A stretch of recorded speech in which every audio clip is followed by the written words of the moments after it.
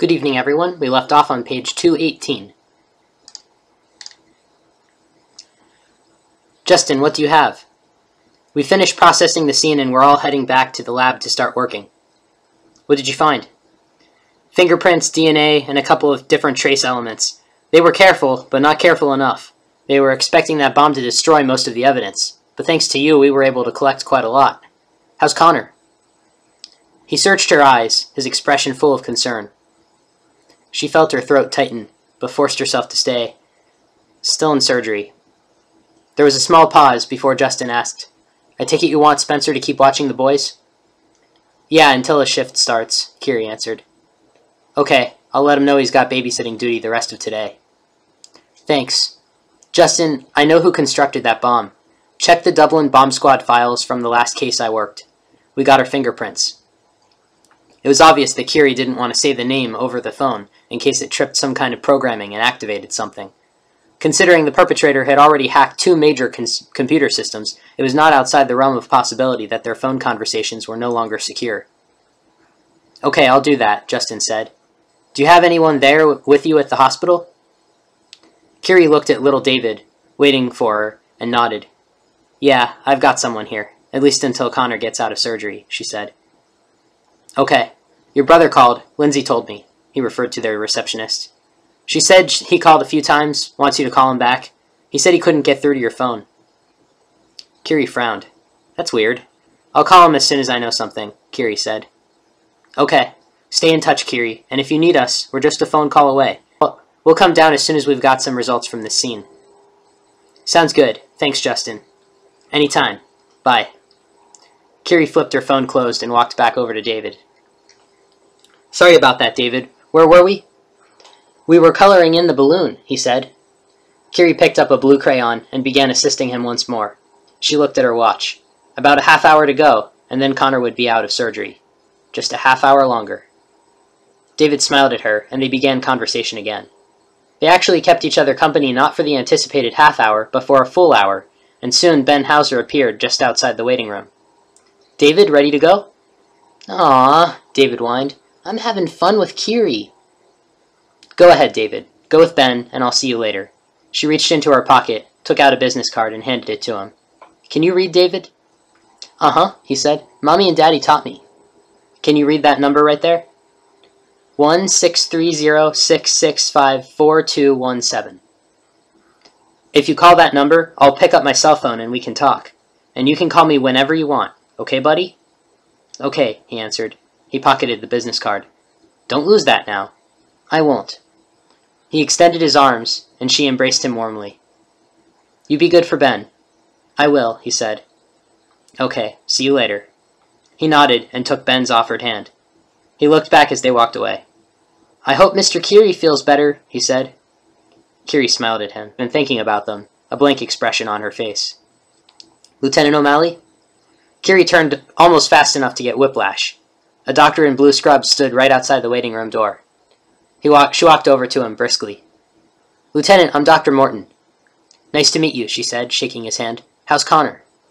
He indicated the waiting room chairs, and they sat down. He came through the surgery without complications. We were able to repair his skull and areas of his thigh the bullet destroyed. We had to put a plate in his skull for temporary reinforcement. That will dissolve when it detects the area is fully healed. He tested negative for lasting brain damage, but he does have a serious concussion. It may take a month or so before he feels that he can concentrate and focus. We also did exploratory surgery on his ribs, to make sure nothing was punctured or loose, enough to come off by itself. We repaired both ribs and his right lung. We also set his broken finger and stitched his lacerations. Kerry nodded. This was also hard to hear and understand, and she was fairly certain after hearing that there were no complications. Everything else went in one ear and out the other. When should he wake up? It's hard to say. The anesthetic will wear off. We got to him just in time. Kerry didn't say anything. She knew they were lucky. She knew how close they were to losing him. Modern science would disagree with her, but she felt Connor's life slipping through her fingers, and the feeling of unbearable guilt that followed after leaving him. That would never leave her. She would never forget the choice she had made. They got off the elevator, and Kerry followed the doctor's lead down the hall. The bullet shattered the femur and missed the femoral artery, which is what saved his life. He would have bled out if it had been just a bit closer. He lost a significant amount of blood, but we were able to get his blood pressure back up once we got him on plasma. The exit wound in his leg made it a bit more difficult to repair the muscle," he said. "Connor will need some physical therapy, but he should be able to walk without any assistance in about 6 to 8 months. It'll be difficult, considering the extent of the damage, but he'll up. He's just in this room." Dr. Morton indicated the room on their left. Kerry was relieved to see that a guard in police uniform was standing outside the door. The blinds were and his index finger in a small device to measure pulse oxidation. He was hooked up to an array of machines that colored the background of his white hospital bed. They beeped incessantly to complement their displays of Connor's vitals. "He's receiving another blood transfusion," the doctor informed her. "He also has an IV, and he's on a ventilator to help him breathe." Kerry half heard what Dr. Morton said. She placed Connor's unoccupied hand in her own, having gone to one side of the bed simply for that purpose. It still had something or other taped to it, and several bandages for small lacerations and such were scattered on his arm. But she didn't care. She could feel the warmth of his blood beneath her fingers, and was reassured to find his pulse stronger. What disturbed her most was the fact that he was on the ventilator. She knew that meant when he woke up, he would gag and be afraid. He was already so disoriented when she had last seen him. The last thing she wanted to do was scare him right now. "Can we take the ventilator out before he wakes up?" "I want to see how his breathing progresses. The surgery on his lung and the stress on his rib cage makes me cautious. It's best to just hang tight and see what happens." Kerry frowned, but nodded. She turned back to Connor, still not letting go of his hand. Dr. Morton brought a chair over from nearby and said, "Here you go. You know, you're welcome to stay as long as you want, until someone kicks you out. And you didn't hear that from me." He added the last with a hint of a smile. Kerry nodded absently. She knew she would be here for a while. She wasn't leaving him. Not again. "I'll leave you two alone," Dr. Morton said. "There's a call button on the bed just in case. Nurses will be in to check on him every now and then."